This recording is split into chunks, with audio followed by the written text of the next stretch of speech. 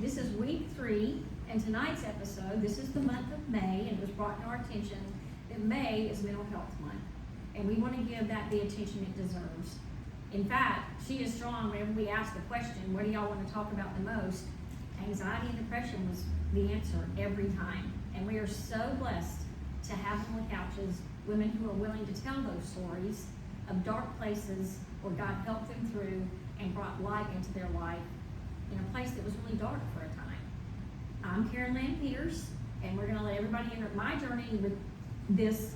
I didn't have it my whole life, but in the past year, it came knocking on my door, and I have dealt with it ever since. And we're going to tell a little bit about that, each one of us, but I'm going to start with the lady on my left, who P.S. told me when she came to She Is Strong, her and the lady across from the couch, they said, yes, Karen, we will come, we will get behind the camera, but do not ask us to be on this couch. We will not be on this couch. There is no way we're going to be on this couch. And this is the year of miracles.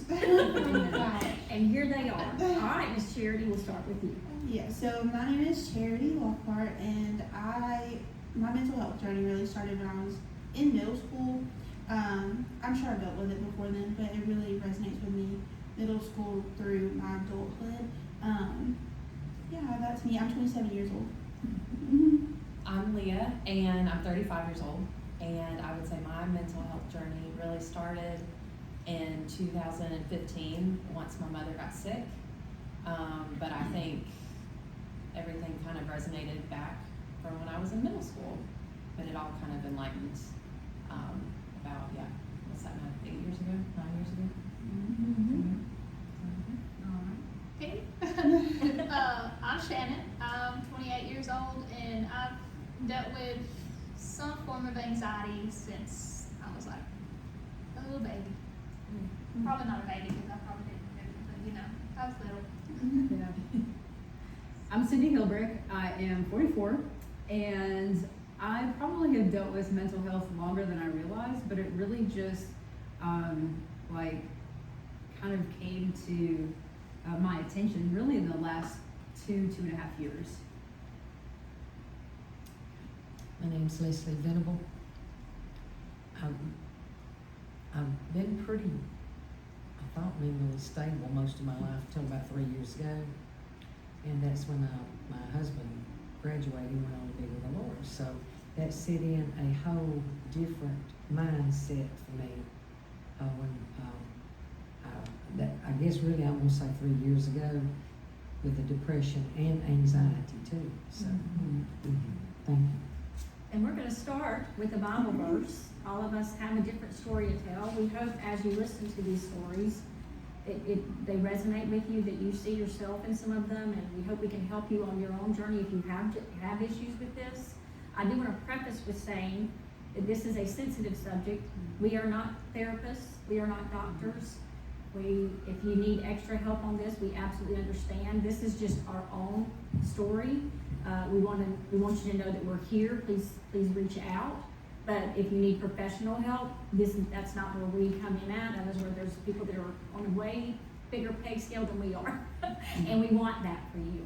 So, but I did want to preface it by saying that this is our own personal journeys, and while we're not professionals, we know people who are, and we hope that you'll reach out. But we're going to start with Charity in this Bible verse, and go ahead, Charity. Okay, so Karen reached out to me, and I had the honor of picking this week's verse, which it came to me so easily. As soon as she asked me, I was like, got it, know it. This verse is really important to me just when my mental health journey kind of started or resonates with me back in middle school. I was going through a tough time, opened my Bible, and this is the verse that God gave me, and it's helped me out throughout my life. But it is Psalm 62, 1-2. And it is, my soul finds rest in God alone. My salvation comes from Him. He alone is my rock and my fortress. I will never be shaken. Thanks, Charity. Yeah. That's an awesome verse.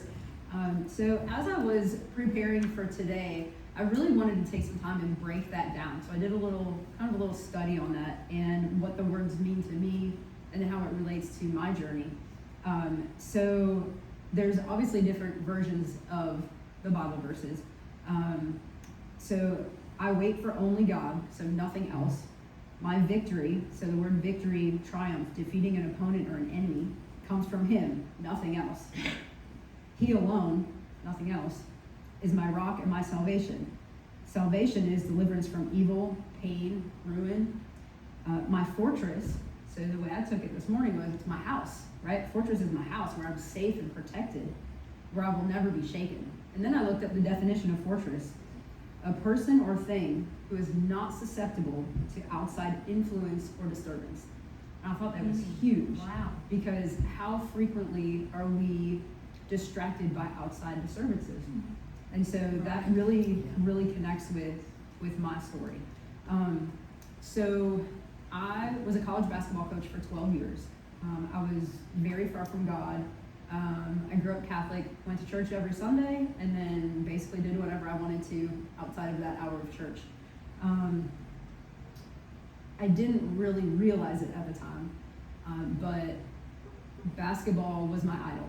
Basketball defined me. I played basketball and softball in college, of course all through high school, and then went into college coaching, and my whole life revolved around that, and there was nothing else. I was fired in March of 2016, and felt like the person who fired me basically just took away my identity, because again, my identity was in basketball, and I started drinking heavily, more so than I already had. Was literally waking up and starting to drink in the morning. After a few weeks of that, I was like, all right, gotta do something, pick yourself up. And so I started CrossFit. I'm not sure how smart that was, but it gave me some energy, and I was able to take out some anger on the weights, and it wasn't too bad. I was able to get another coaching job after that, and then I was fired in March of 2017. And I was like, okay, God, I hear you. I really felt like during that year, when I was in Florida, that's when things started to change. I started to, I was still going to the Catholic church, but I went to this church that was just incredible, and I would go and cry almost every day, and I didn't know why. I didn't know what was moving me to tears. So after being fired in March of 2017 in Florida, I moved back to Alabama, and I worked for a landscape company for a summer, and it was awesome. Because you know who doesn't get mad at you? The grass. You know who doesn't get mad at you? So the true. dirt. And really looking back on it, the last several years I've come to really learn that I have this huge love of nature, and I really think that's what it was. Yeah. It's just being grounded and being outside. You know, the sun's rising, and then you go home, the sun's setting. Like you literally work outside all day. And that's when God was leading me toward real estate. Right. So fast forward to the summer of 2021, the priest at the church I was going to at the time was getting ready to retire, and I just knew there was something bigger and better. So I started coming to Church of the Highlands. I didn't know a soul. I would go sit in front, and then I would go walk right out. And then I'd go sit in front, and I'd go walk right out. I did not know anybody. I was looking for a small group that fall, and God led me to Freedom. And there was one group, I'm gonna need a Kleenex. There was one group that was available on the day that I could go. Thank you. The only day that I could go.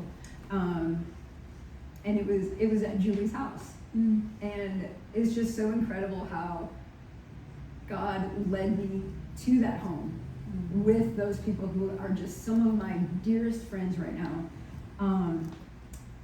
And that's when the chains really started to fall off. So I talked about the fortress and someone who can not allow outside distractions, right? So I mentioned the idol of basketball and work, and I've noticed even in real estate, like sometimes with work, you can tend to put work in front of other things that are more important. Absolutely. So I've noticed that the enemy is attacking me in that way. I mentioned the alcohol. That was something that I really struggled with, honestly. And I'll be 2 years sober in August, so that's awesome. Thank you. That's huge. I've struggled with food, and I'm getting better at that. But the biggest thing that I have noticed is I feel like I kind of have seasonal depression because I'm always attacked in November and in March, which is funny because Freedom Conference is in November and April. So that's funny, not funny, right? But I mean, even 2 months ago, I was to the point where I needed, like, I felt like I was gonna explode, and I needed a release. And I used to turn to alcohol. I used to turn to food. Just whatever it was. And I've really learned during that time, just like the psalm says, the only thing that can help you through that is turning to God. And so instead of going to the fridge or calling somebody on the phone and like getting that fill from somebody else, it was, okay, I'm gonna sit down and read my Bible and get that fill from God, because He's the only one that can fill that. There, again, 2 months ago is when I felt like I was really attacked, and I have not actually thought about, I'll take that back, I have thought about suicide several times, actually even back to high school, but I've never actually thought about hurting myself until like 2 months ago. Wow. And so that was a really, really dark place for me, where I'm starting to learn some of my concussions. I've had several. Some of my brain injuries have a lot to do with that. Some of the food and some nutrition things have a lot to do with that, your hormones. But also, again, that seasonal depression. I was actually, my living situation was great because I had a house. I had warm water, I have food, I have shelter, right? And a lot of people don't have that. However, it was not my own space. And so now I have moved into my own space, and the weight's coming off, and I'm happy, and I can watch the sunrise, and there's deer in my yard, and it's just filling me with all this joy. But during those 9 months where I was waiting for that place, that was very difficult. But only God could have chosen that house for me, because it is absolutely, absolutely perfect. The last thing I'll say is that I saw this on social media this morning, and I was like, this was meant for today. Yay. God didn't say the weapons wouldn't form. He said they wouldn't prosper. That's right. Know the difference and stay prayed up. Yes, Man. I love that. Love that. That is good stuff. That is excellent. Yeah, stay prayed up. Stay prayed up. God, stay prayed up. I love that so much. Okay. Well, so all of us, Cindy mentioned freedom, and these are all of my freedom sisters sitting on the couches with me today, except for Mamie, but I consider you a freedom sister now because you're just I've Mamie done and you're freedom. awesome. She didn't bring it.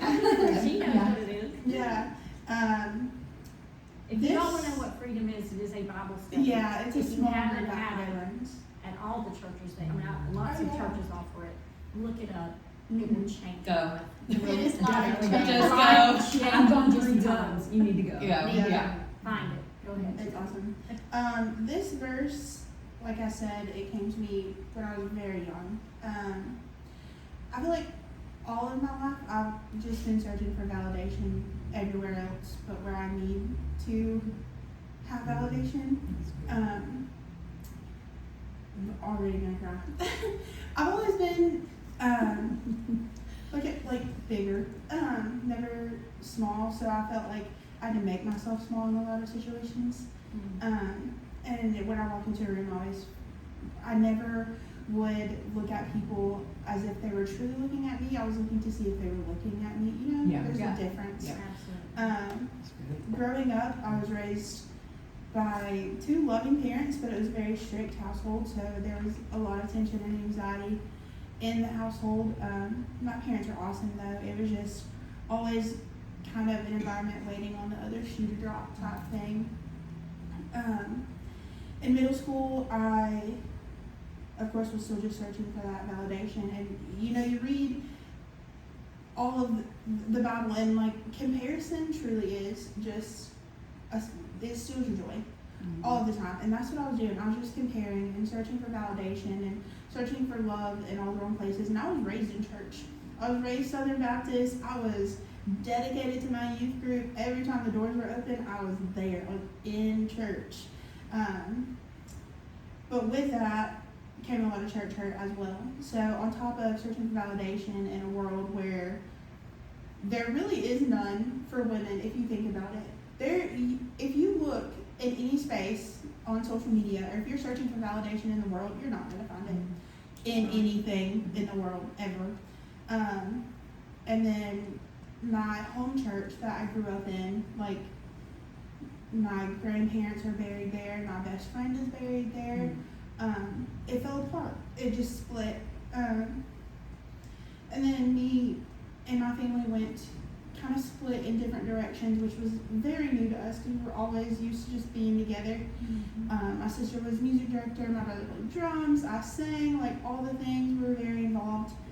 Went to a different church, and then that one also split. So it was just like one after another, on top of everything that I was just feeling personally. And one night I remember it was the night that my home church had just crumbled underneath me. I went home and I was just begging God for an escape. I was like, just take me out. Like, I don't want to be here. I know there's a purpose, but I don't see it. I don't feel it. I prayed to him. I was just like, I don't know what to pray for other than an escape. Like, I don't know. And so I just got my Bible out and I was like, this is it. If you don't show me something, I'm done. Like, I was 13 at the time, I believe, and I opened to this verse. And I was like, okay. Wow. Okay, God. And to me, when I like broke the verse down, David is basically saying how it's God alone, only him. No worldly vision or kind of worldly advice would ever come before what God is saying. And the commentary that he uses the word resolve. David was completely focused on God for help, resolved to look nowhere else. And I was like, okay, resolve to me means discipline, which I did not have. I wanted that validation from other people. I wanted that validation that I was pretty enough, or that I was good enough, that I was going to be okay. And this kind of lasted throughout my high school career. I look back on high school and I'm just like, oh, that was a terrible time. But then, like, my best friend sitting across the couch, who is basically my sister, we live together, all the things. She's like, you had so many friends in high school, and like you were so outgoing and like sunshine and rainbows. And I was like, no, I look back on high school and I'm like, no, I wasn't. That's crazy. Perspective. Yeah. In 2015, I was a senior, and I got into a relationship. And this whole relationship was surrounded by me just wanting validation and love, and begging for love from somebody that couldn't give it. It was very abusive in many ways, not just from him, but from his entire family. I don't remember a lot from it. Shannon will bring something up and I'm like, that didn't happen. She's like, yeah, it did. But I think it's just because I just shoved it back. I do remember this is one thing that was like a pivotal moment in that relationship. He had texted me and said, I text you good morning, good night, and you should be grateful just to get that. And I was like, okay. Well, in my mind that resonated, okay, I'm not worthy enough for love or this validation that I was seeking. So that relationship lasted almost 3 years. On February 5th of 2017, it ended. I was begging God for an escape because I couldn't leave. Like, no matter how, I tried multiple times to just step out of it, step away from it, took all the things back, gave all the teddy bears back, all the things, you know. But I just couldn't. And finally he was like, no, we can't do this. And I was like, okay. And I remember getting off that phone and being like, this is where I kill myself. Like, this is it. And I remember I got home from school one day and my mom was like, what is this? And she had a note in her hand, and it was my suicide note that I ripped up and threw in the trash. And she was like, are you really that miserable? And I was like, I'm not. There's no way to explain mental health to somebody. There's no way to explain like what you go through, how you deal with it. My brother was kind of the person in my life that could talk me out of my panic attacks that I went to because he kind of dealt with the same thing. And Shannon was also like a big rock. after that relationship, I went through this healing journey of fearless. That was my whole word for years. I was like, I'm just gonna be fearless, no matter what, no matter when, just fearless. And on August 26, 2017, we were out in Fuego. I don't know what Fuego is. This is a huge concert in Cow Pasture in Verbena. And for King Country played the song Shoulders. And if you don't know the Shoulders, it actually starts, he is talking about a verse, where does my help come from? My help comes from the Lord. He is the maker of heaven and earth. And I just started crying. And I was like, what is happening? And they started singing. And the lyrics were literally, you turn my tears to laughter. Your forgiveness is my fortress. And I was like, okay, this is it. This is where it's going to change. And it did. We got really dedicated into our church. And I seen God moving in my life. And this was actually the church that split the second time, like the second one. So that was heartbreaking. We started coming to Collectivist, and it was literally just this healing journey. And God was placing people in my life along the way that was like, you're going to be okay. And I finally went to therapy. I got diagnosed with PTSD from that relationship and anxiety and major depressive disorder. So with major depressive disorder, it's not curable. Well, I say it's not curable. We believe in a God of miracles, so He can cure anything. Amen. But major depressive disorder is something that I have episodes of. I go through them. It's not as frequently as it used to be. Every few months, I want to say I'll get to a dark place. But one person in my life really said something to me one time that shifted my perspective on mental health. I was always looking for validation and comfort in other things other than Jesus. And Miss Julie actually said it during Freedom last fall. She was like, anxiety and depression are spiritual attacks. And I was like, okay, it's a spiritual attack. Like, this is all the devil. It's not me. It's not me that I'm not good enough, or that I'm not strong enough, or that I can't do this by myself. It's literally the devil saying, hey, you're not going to do this. You're not. I had to take those words and twist them in reverse of what Jesus says that I am. That I am enough. That I am beautiful. Yes. That I do have a purpose. And is it so hard? Yes, I still struggle. I'm actually going through a struggle now. One of my episodes has been going on for a few months. But once I switched my perspective to I need validation, it went from, oh, I need to know that I am enough from all the other people to, oh, okay, I'm down right now. I need to tell somebody. I need to reach out to my therapist, and I need to get in my Bible, like deeply in my Bible. And music was my main way throughout middle school, all the things. I'll send you my worship playlist, and we can post Please it do. on the social Yeah. media. Because Post that. yeah, music is what definitely got me through all of those years. And it's, when you talk about mental health, people think, oh, it's just a cure, like just turn it off. It's not possible to just turn it off. You can't turn off your emotions or how you're feeling in that moment.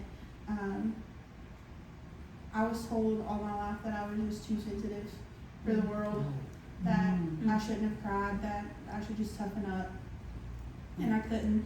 And I know now that my sensitivity, my emotions are one of my gifts from God. I love people. Absolutely. I love people dearly. I care about people dearly. And it hurts a lot if something happens to those people, or if something happens to that relationship. Yeah, I'm doing a lot better now. I've learned my coping mechanisms and to talk to people, and getting into the Bible is something. If it's not, I'm not saying it's not enough, but it's okay to. My point is, it's okay to ask for help, to get help, It is. to reach Yes, out for it help. is. Yes, ma'am. Being raised in a Christian home, you think, oh well, I can't get outside help because I'm supposed to just rely on God. Yeah, you're supposed to just rely on God. But God places those people in your life for a reason. Absolutely. Yes, ma'am. And those people are there just to help you, and God gave them that gift for this specific reason. Exactly.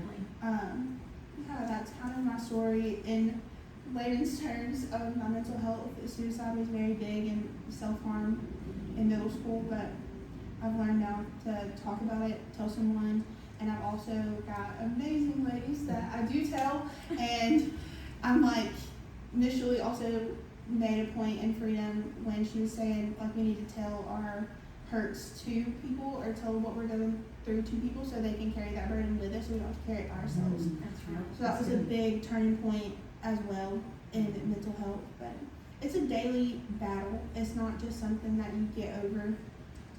It can be healed. I have a friend who God healed her of her anxiety, and it's amazing, but it's a struggle, and it's not easy. So that's kind of not in layman's terms, and I was really nervous to share, but I'm glad I did. I'm glad you did. You're great, yeah. I'm glad for that. Awesome. I'm so proud of you. Someone who really thought that they didn't have anything to say. For that, the enemy to convince you of that for so long. And now the things that He you still said tries. and the difference that you're making. And there's girls out there that are gonna see this and know you are not alone. People love you and you are enough. I have like one message for all those little girls out there that are Tell searching for them. validation. Tell them. Is you are loved, Yeah. you are adored, you're wanted, and you're way more than enough. Way more. I love that. So good, Jeremy. So proud of you. I feel like a proud mom. We went through Freedom. I was one of the teachers of Freedom, Yeah. and I was lucky enough to sit next to Julie, which we're all going to talk about. Julie, you don't know Julie. Julie Howard, we love you, and you have changed lives. We love you, God Julie. used Yes. Yes. God used her to help so many So people, many. and is still continuing to do the same. So who wants to go next, ladies? Oh, yeah. Flip the coin? Okay. Okay. All right. Yeah, listen, I'm It's Leah. Leah's Yeah, Satan didn't want me to talk today, so I left my notes at home, so get me back on track if I, Well, really? yeah. You're good. Yeah, we got you. We got you. So yeah, like I said, 35, I realized I've struggled with anxiety and depression probably ever since middle school, but it really didn't get enlightened to me until 2015, 2016. So both my parents, just crazy, I call it my Oprah story. So I came from a family like cookie cutter, not like we look like we have no problems, and like Oh, yeah. you know, Mhm. and my parents they were fantastic. I'm the youngest of three, brother and sister, always for the most part got along. I went to, grew up in a Christian household, went to a Christian school my whole life, even went to college, where I played college soccer. So my sister, college cheerleader, my brother, college soccer, like on paper we look The perfect. American family dream. Yeah. Yeah. So pretty and good things. And so, but my mother actually got diagnosed before my father. In October 2015, I had just found out I was pregnant with my oldest. I have just now turned 8, almost 7, because they're 13 months apart, and 4.5-year-old. And 2 weeks after I found out I was pregnant with him, my oldest, my mom got diagnosed with stage 4 brain tumor. And we've had several in the family, so we knew the prognosis of terminal.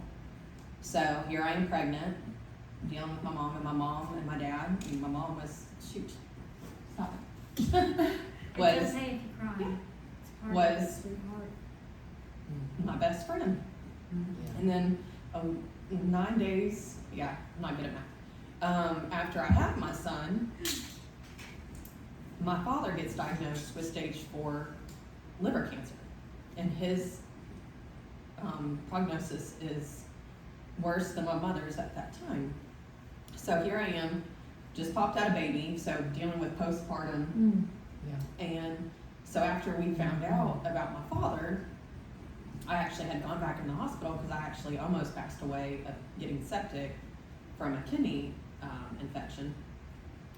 And on the way home, I'm in the car with my husband, brand new baby in the back, and I look at him And this is where God put my husband in my life to help to save me, because I looked at him and I said, I'm about to tell you something, and I'm really sorry. And he said, what?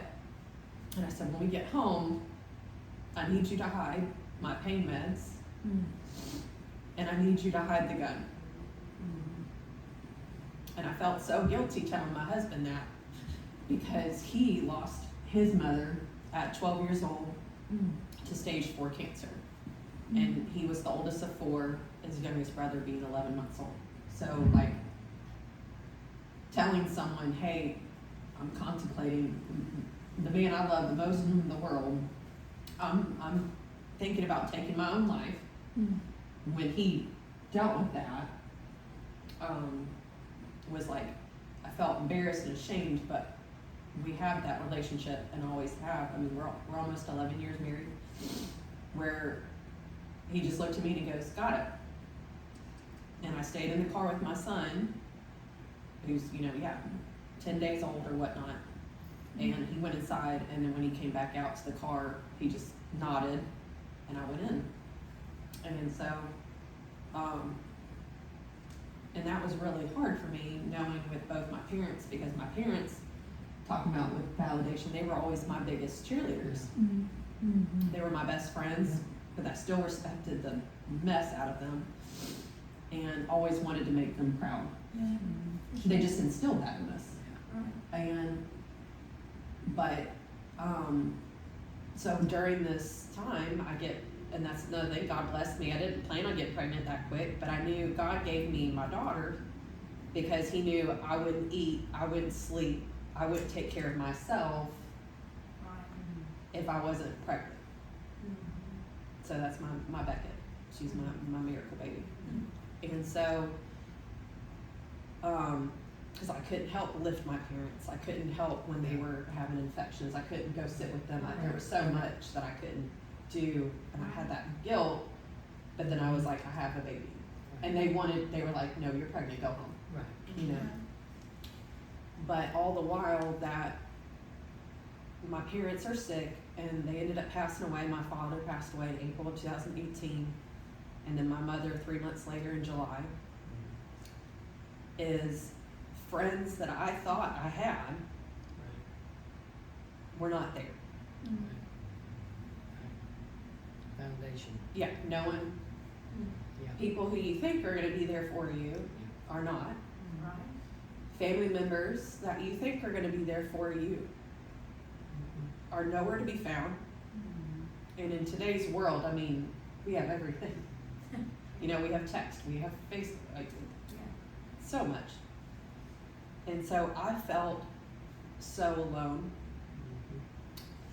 And then without my parents, I didn't feel like I was going to be good enough, because they were always my biggest cheerleaders. And so I was like, what do I do? And that's where it stemmed, that I realized with my friendships that I thought I had, because so here I am at this time, in my late 20s, and going through freedom. So we're just promoting freedom for everybody. I didn't mean to. I didn't mean to, but we're promoting freedom. Yeah. I had sequestered this memory so much that it's that I pathologically lied to myself, thinking if I just never talked about it, it never happened. Because it was made to be my fault. And so in middle school, I was sexually abused by a classmate, a boy that we were going out, whatever that's called, I did, but I was so innocent, and so, like I said, grew up in just such a good Christian. I didn't consent, but I also didn't stop it, because I was kind of scared, but I didn't know what was happening.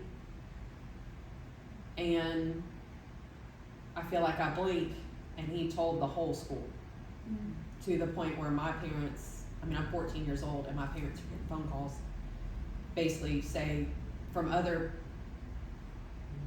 girls' parents saying, keep your daughter away from my daughter, because she's inappropriate. I don't know, a nice word to say. Meanwhile, I never got to tell my side of it, but I was shunned and I had the scarlet A. Meanwhile, he came from a very prominent family. Like I said, I went to a Christian school. They were donors, part of the booster club. They went to the church where everybody else went to church. We didn't go there. But his reputation didn't get ruined, mine did. To the point, like I said, sequestered. I had a male teacher pull me out of class in 8th grade, put me in a closet, and told me to not hang out with another boy because that boy's mother, they went to church and said, don't go near her son. And this is a Christian school with church going people. Back to church hurt. Yeah. Church hurt. And then told me Yeah. not to tell anybody that he Yeah. pulled me out of a completely different class and told me not to tell anybody.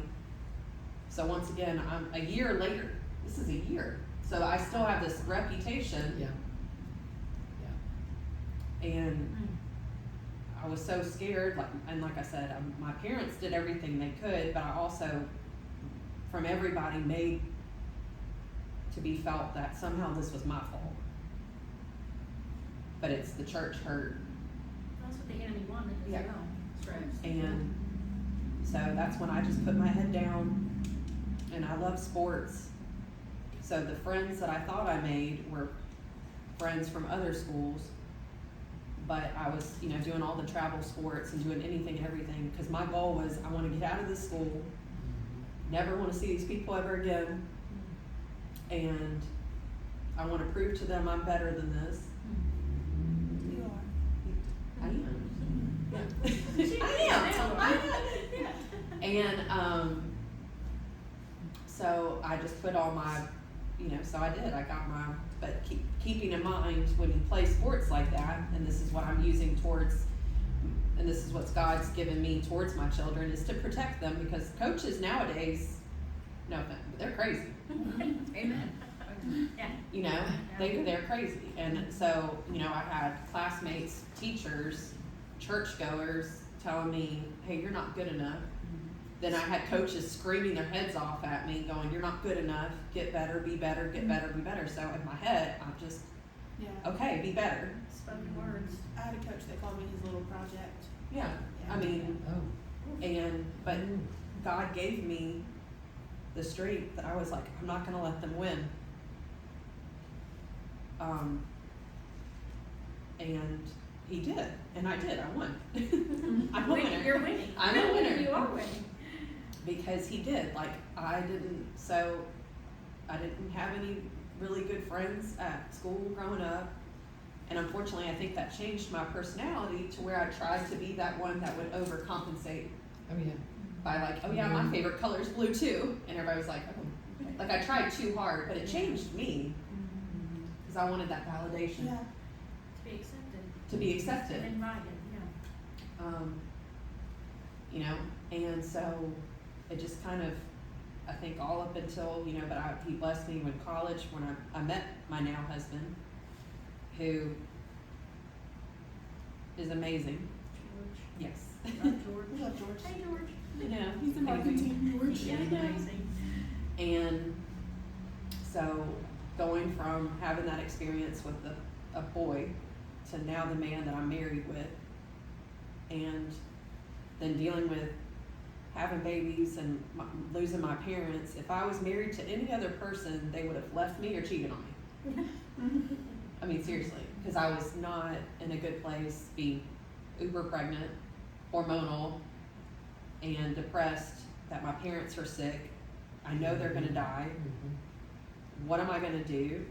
And then I had no one. Like I said, the friends I thought I had were not there. So really after once they passed and everything settles and it's like no phone calls, no check-ins. So I was like, get me out of here, because we were in Tennessee at the time where I grew up, and I was like, I don't want to be here anymore. I don't want to see anybody. I want to move away. And with us going to school here in Birmingham, he was like, let's go there, because we were either going to end up on a mountain in Colorado or in Birmingham. But I was like, I feel lonely, but I don't want to feel alone. And I would have felt alone in Colorado. And we had gone, and we go to the Highlands. We had gone when we were in school. So he's like, we know we have a church there. Because my form of depression and anxiety is I become reclusive. Mm-hmm. That's my, like, Sure. I'm like, I want to crawl up in a corner and isolate. And then the things of not feeling good enough, and that's what I do. And I can recognize that. And when I came to Birmingham, and of course that's all during pandemic, that all happens where everybody then is forced to recluse. Yeah. Then everything, we were like, and that's the thing is, God, George in my life, he goes, we need to start physically going to church. Because I went through so much hurt that I didn't feel like worshiping. We're cool now, but I didn't want to praise God because I was so hurt and I was so upset. Right. And God was in my life. He's always been in my life. I asked him in my heart when I was 6 years old, but I just didn't feel like praising him. Mm-hmm. Sure. Yeah. And so then finally, George was like, we're going. Mm-hmm. He's the spiritual leader in my house, still is. And I was like, okay. And we went to Highlands, and we've been there ever since. And 2 days after we went, or that night, was Growth Track, which Highlands does. And he goes, we're going tonight. And I was like, no, I don't. Too soon. Too soon, too much. And he was like, no, we're going, because we need to go. And that was actually like the second or third night. And we were just like, we're gonna go anyway. And so that's the night where you pick what team you're gonna serve on. I was like, I'm good. I'm not gonna join a team. And then second shout out, Tanya, who just came on over and was like, what do you want to do? Who are you? And on my paper that it said, like, what are you looking for? I'm 30, now 30, I was 33 at years old, and I remember writing down friends. Mm-hmm. Yeah. Mm-hmm. Yeah. Like that sounds like middle school. Like, I want friends. It is not. Mm-hmm. And so naturally, we were talking about it, and now she's one of my best friends. So, it's a lot. And just because someone's life may look perfect, it's not. Church hurt is real. Mm-hmm. But it's not everywhere. And I've read this verse before, but it's been a while, so this is another God moment where this was chosen, because I'm in the best. I know I'm crying, but I'm in the best. We believe that you are. I know. I'm still Happy tears. I'm in the best mental state that I've been in today than I have been in a very long time. But it's funny, 2 months ago, I really have, through freedom and going through church, I've really been given by God the gift of hearing the Holy Spirit more and recognizing that's Him. And about 2 months ago, it was like the week before our Freedom Conference. Freedom. Go to Freedom. For all these years, I've been praying, God, you're all powerful, take my anxiety, take it away. so I can be the best version of myself, my true self, be the best version for my husband and the best version for my kids. Right.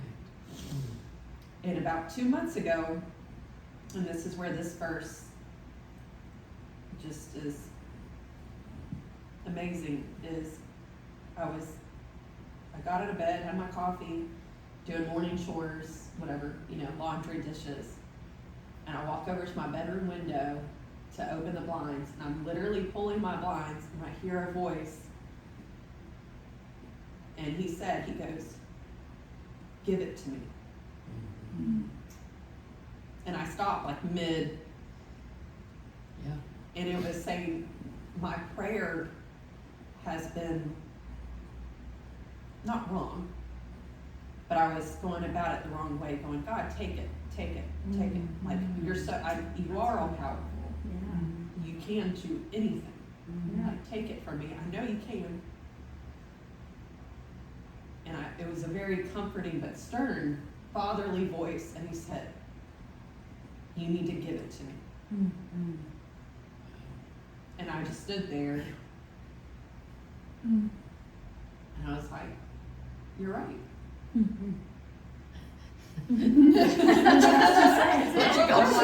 What else are you gonna say? I'm like, "All right." And I ended up telling George a few days later, and he was like, "Why didn't you tell me?" And that's where, with anxiety and depression, I do think God, you got to take active steps, because He's going to put those people in front of you. You got to, like I said, I think I was on grief, is you got to make yourself uncomfortable, Oh. because Oh, He's yes. going to give you that comfort. Yes. Oh, wow. And Yes. and now I have friends. Whoa. That's a lot. So that's my story. There you go, Shannon. You're up, babe. Wow. We're so glad. I know. You're Wow. so glad you chose Birmingham, not Colorado. I know, I am too, right? Yeah. I said, I'm so glad you chose Birmingham, not Colorado. Me too. Me too. I can see your range up there though. What might happen one day? Not today. But not yet. I'm not ready. Don't take her. I know. We lost Yeah. Julie. You can't take I got her. my family. This is my family here. Yeah. Family doesn't have to be blood, by the way. That's Oh, right. Oh, amen. no, that's true. Amen. Don't Preach. know it. That is something I have learned with depression, anxiety. It's not just blood, that's your family. That's true. It comes from all sorts. Yes. All right, Miss Shannon. Okay. She's thrilled. I'm so Talk about thrilled. getting uncomfortable. Yeah. Here we are. Don't look at me. He's got you. Okay, so I grew up experiencing anxiety. It kind of controlled who I was until I really didn't have an option but to give it to God. So I didn't live in a very stable home growing up. Yeah, I I got you. Sometimes we didn't have lights, sometimes we didn't have food, running water. We moved a lot. Couldn't really rely on my parents to provide for us like they should, whether it was mentally, physically, or emotionally. My sister was not very nice to me, borderline abusive. So that contributed a lot to the anxiety that I had grown up. I was a loner. I didn't have a lot of friends. I stayed to myself because I think it was conditioned into me to, it's safer to be by yourself where nobody can feed off of your emotions or anything. That's powerful. It's okay.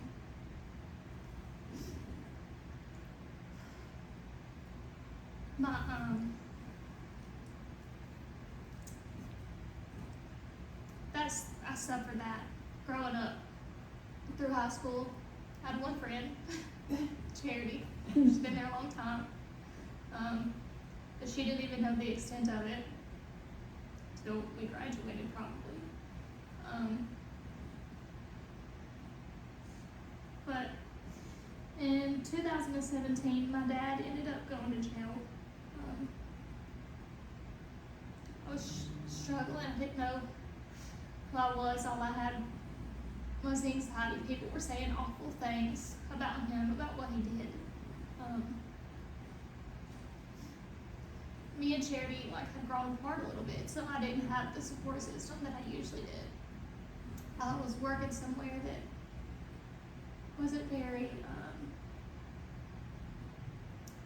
not supportive, but there was no Christian values. There was no support, and I've never thought about suicide, but I have thought about running away a few times, just to get away. Charity invited me to revival. I told her no multiple times. Yeah, you did. I didn't want to go. Couldn't rely on my own parents. What was God going to do, kind of thing. Especially when you don't know Him. You don't know what power He has. But finally one day she was like, "You're not doing anything, just come." Shut up So, right now. I went to a revival. One thing about my dad is I love my parents and I love my family. Don't get me wrong, but I have a lot of trauma from my childhood and growing up, and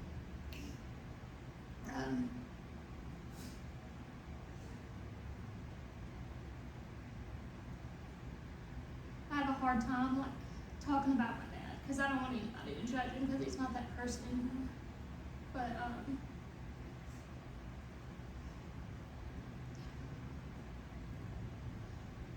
growing up, my dad cheated on my mom all the time. So that was one of the things that led him to jail. I had a lot of unforgiveness in my heart for him. And during the revival, I don't remember who the preacher was, but he led a sermon about forgiving family and just giving it to Him and letting it go. And when I tell you, I don't remember the prayer that I prayed, but I remember the weight that was lifted off of my shoulders because I did give it to Him.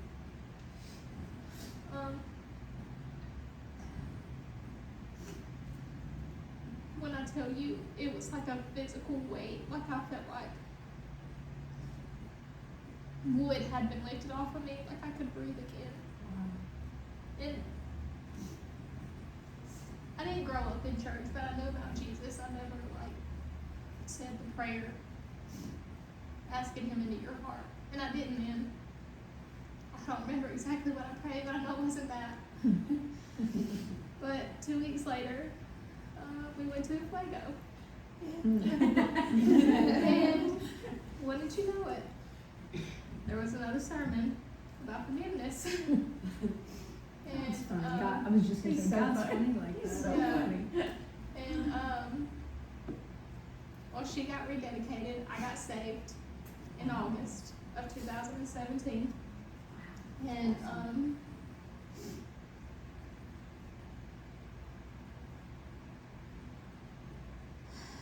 though it was that night that I got saved, I really do believe it was He put His hands on me 2 weeks before that. He gave me that peace. I just didn't know to keep looking for it there. But I still struggled with my anxiety. I still struggle with my anxiety. We've talked a lot about freedom. I went through freedom with y'all. We've talked about that I did not get out of it, which y'all did. But She did.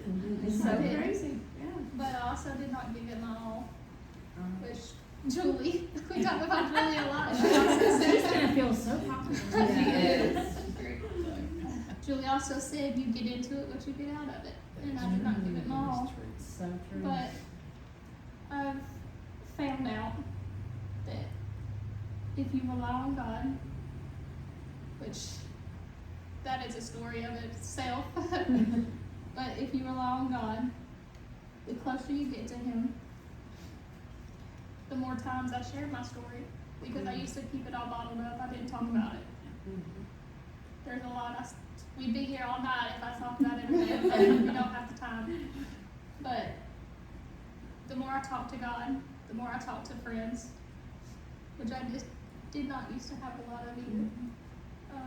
Look at us now. Look at us. Look Yeah. at us now. We're Yeah, friends. I worked through that trauma from my dad being going to jail and from my childhood. The more I worked through that, the stronger I got.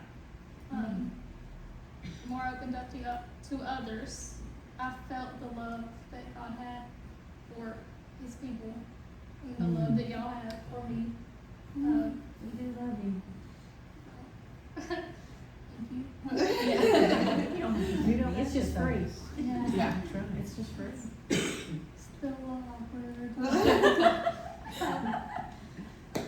The more my anxiety took the background, it does not control who I am no longer.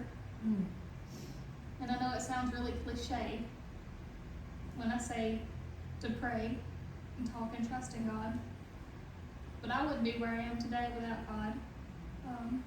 It's very important in caring people in my life, pushing me, caring for me, loving me. That's not cliche.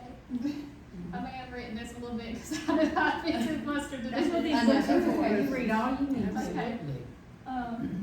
But what I want to say about the verse that you read, the Psalm 62, 1 through 2, is a few months after my dad was convicted and he went to prison. I was really struggling. I was in my room. This was after I was saved. I was in my room. I was crying. I was praying. And I wanted something. I wanted something to make me feel safe, to make me feel like somebody cared.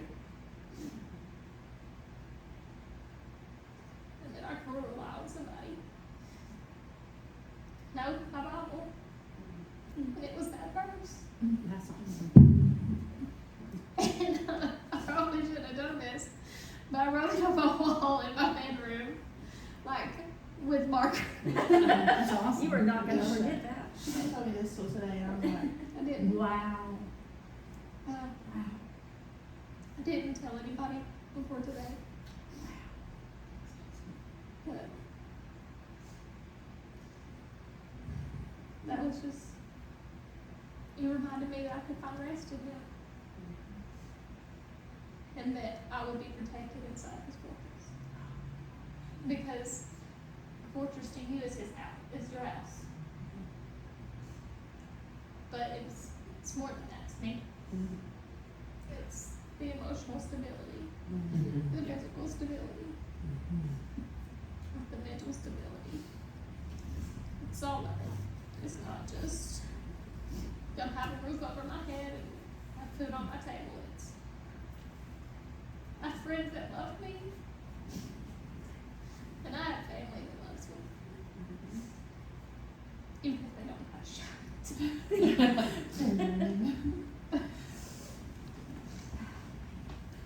Okay, that's enough crying for me. Else can go.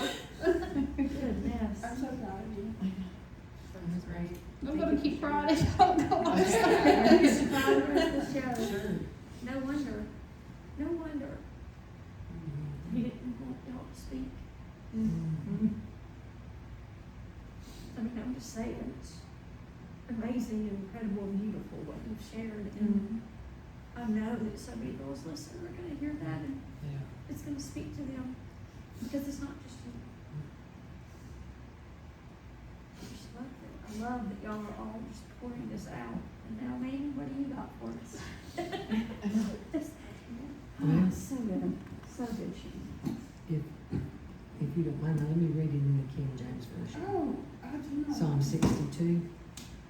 He said, truly, My soul waits upon God. For him comes my salvation. He only is my rock and my salvation. He is my defense. I shall not be greatly moved. I picked out the words that y'all were speaking. I wrote them down. By the way, the name, one of the meanings of my name is fortress. It's Gaelic, and it literally means fortress. And I thought, well, let me write that down. I had got we went to Tennessee or something, and we got what our names meant. And mine, my late husband said, well, that suits you good. That's right. You're a fortress. But I think, and I may stand corrected if I need to, but the words that I heard was validation, withdrawal, resolved, which means to me, decision. I've made a decision. You resolved, emotions, fortress, and then you said, give it to me. The last word that I wrote was about forgiveness. And I'm going to focus on forgiveness right now for whoever's watching. You didn't get here by happenstance. You were supposed to hear all of us, especially to the youth, especially to anybody that's been battling with anxiety, depression. And I agree with what I have been taught through the teachers about the spirit. Because it gives us an armor in Ephesians chapter 6. And the rock, the other word was, again, I said foundation.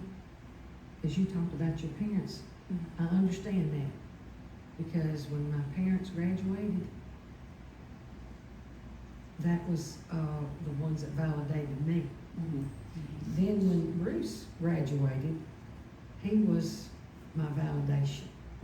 And they could either, he could either say, you shouldn't have said that, honey. And I think, oh man, I really messed up. Because he could get to me quicker than anybody else. The validation, now he'd say, oh no, you can do that. You can't, go and get that job. Well, of course you can do that. And I think, I ain't never done that before. He said, you can do it. So, God now, the first thing that happened to me with anxiety was, oh my goodness, I am here alone. First of all, I had to forgive him for dying. I thought he checked out before me. And I wasn't expecting that. So then the Lord told me, he said, you gotta forgive him. And I said, well, Lord, he's up there with you. He don't even know. You ever talk back to God? It's hilarious. You will not win. But anyhow, I would focus on forgiveness right now. If it's somebody that you have held on to, even ought, O-U-G-H-T, let it go. Release them. Because it is not worth your peace. Follow peace with all men, and the joy will come. Just like now you're eager, you're a go-getter now. Because he is the rock, he's the defense when I felt alone. And what did you say the difference in being alone and what did you say to that? The difference between being lonely and alone. And because I was feeling lonely and I didn't want to put myself in a position of being alone. What did you do, can I ask, not only for me, but for them that's watching? How does a person overcome that? Because I have battled that myself. And then I found myself in a crowd full of my family, 15, 20 people, and I'm thinking, well, it's just, I'm still me. And then the Lord, he spoke to me, and he said, but I'm right here. I'm right with you. Yeah. I think just with him, like I said, just he was telling us, and my husband at the time, we prayed, should we go to Colorado or should we go to Birmingham? And George said, God's telling us to go to Birmingham. And he got offered a job there. And then he's saying, Wow. you know, like, God put situations, people orchestrated this where it's like, and he's either spoke through my husband or some friends, mutual friends that we had that maybe we hadn't connected with much or something. And we got invited to a barbecue. You know, like they're popping out babies, we're popping out babies, wanna go to this. And I'm like, I don't wanna go to that 2-year-old's birthday party. You know, like, Yeah. just because I was so tired of feeling fake, a feeling of being, you know how they say like actors and actresses, they lose themselves, they lose their true identity when they play a different person. And I had played a different person for so long, I didn't know who I was anymore. See, that happened to me, because I realized I was Bruce's wife, but Yeah. I'm not his wife anymore. Right. Right.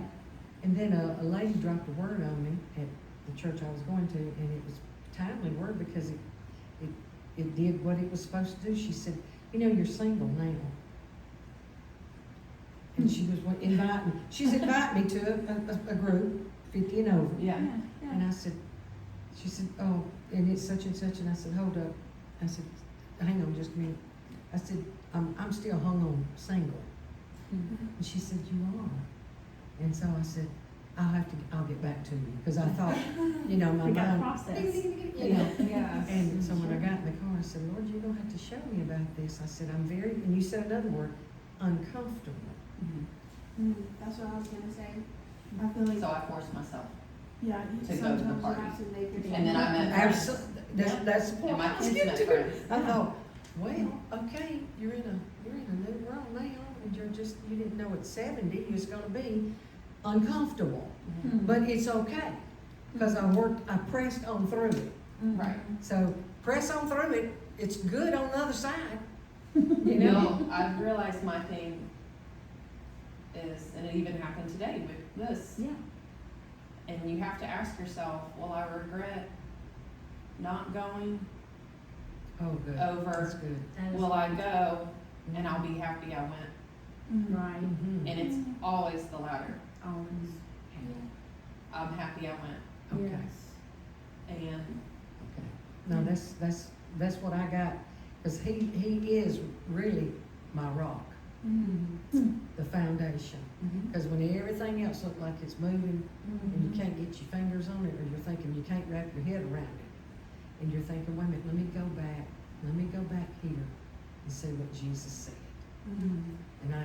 And I've learned too, I can hide in him, and he can help me press through to get where I will go, to the things that I'm thinking, no, I don't care,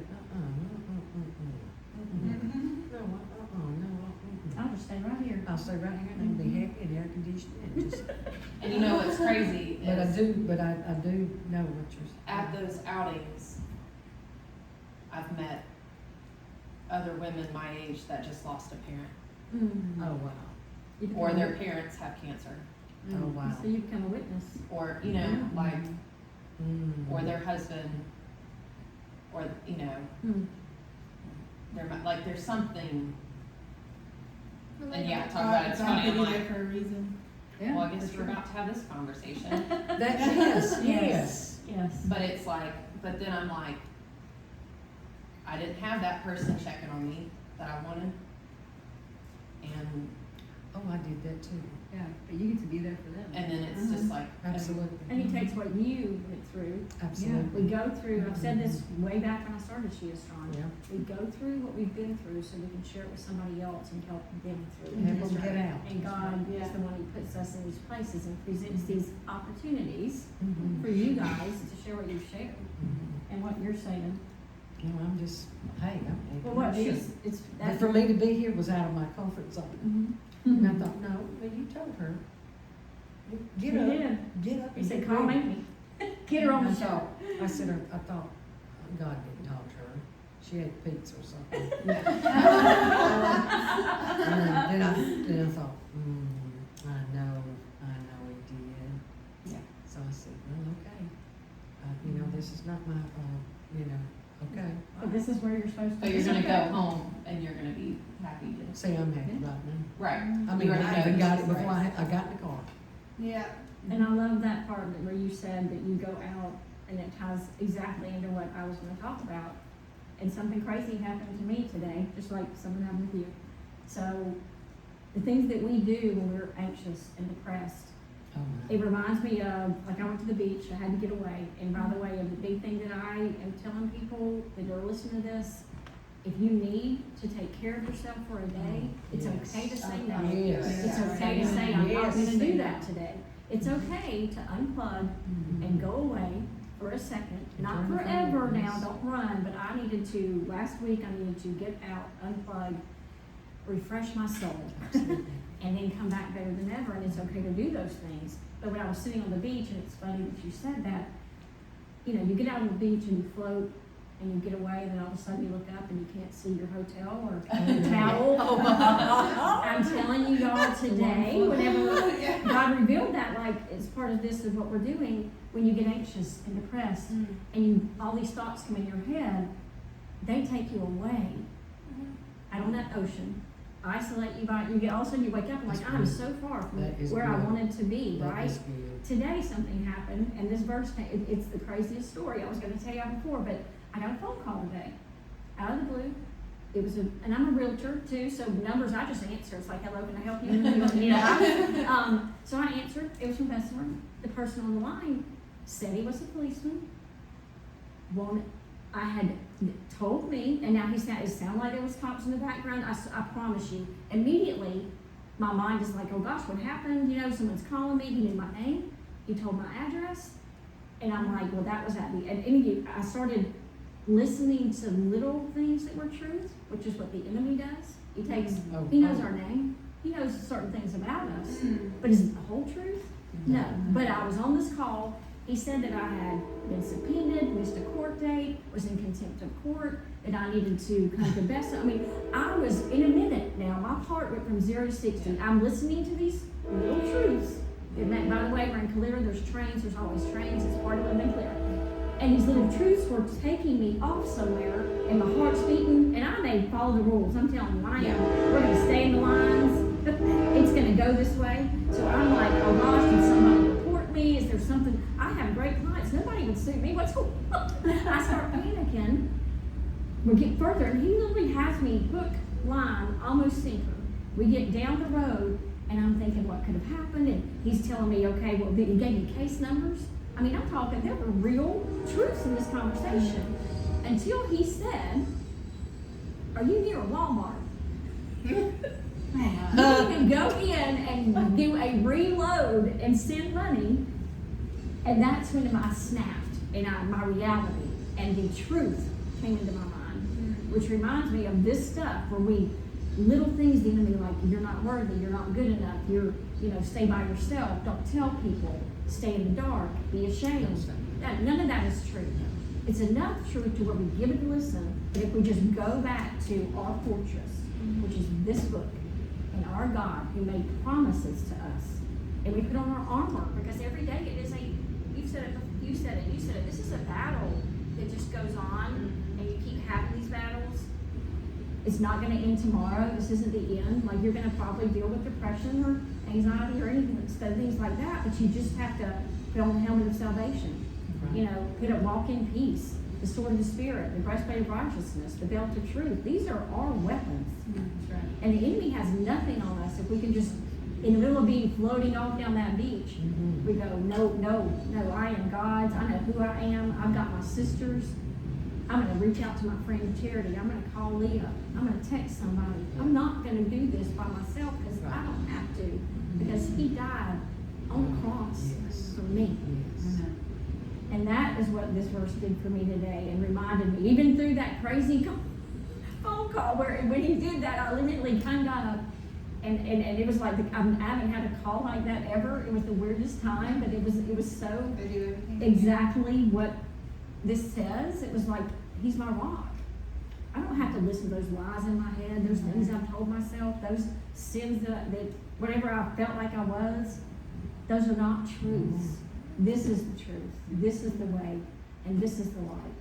And I hope all of you who have listened to us, every one of these women who shared their soul and their story, and we are taking all these dark places and literally each one of them shed a light into the darkness tonight. And we want you to know this Jesus that we talk about. We want you to text us and send an email, reach out to your friend if you know somebody. If you don't know somebody, there is a contact number on our page. We have an email address, sheisstrong.sis@gmail.com. Please reach out. And Terry and I, whenever we were talking today, there are numbers. And if you want to talk a little bit about what those are. Yes, so if you are ever feeling like you want to harm yourself, or if you have suicidal ideation, the main number you can text or call it is 988. Anytime, 24/7. And then there is also a Christian lifeline. I can't remember the number, but we will post it Yeah. for sure. We'll post it on our socials. There also are therapists. You can go to Yes. betterhelp.com. They have Christian counselors, they have therapists. God did it. This is the word of God, and we totally believe in miracles and that you can be healed 100%. But we also know that He created people, as Charity said, with gifts who can help you. Yes. You do not have to fight this by yourself. You're not alone in this. And if you feel like you're not, it doesn't make you weak, it just makes you human. So do reach out. We're gonna, like I said, we're gonna leave numbers and phone numbers and email addresses. Don't feel like you have to walk through this by yourself. But do know that you're never alone, and that someone out there loves you so much that He died on the cross for you and your sins. And just like all of us, while we have daily struggles, we know the person to come to is Him first, and then to reach out to others. We love you. We're praying for you. And we hope that you continue to come back to She is Strong, because we are a source and for you to inspire and encourage you, to remind you of Proverbs 31:25. She is clothed in strength and dignity. She can laugh at the days to come. We are women who 100% believe that, and we hope you do too. Bye, guys. Bye.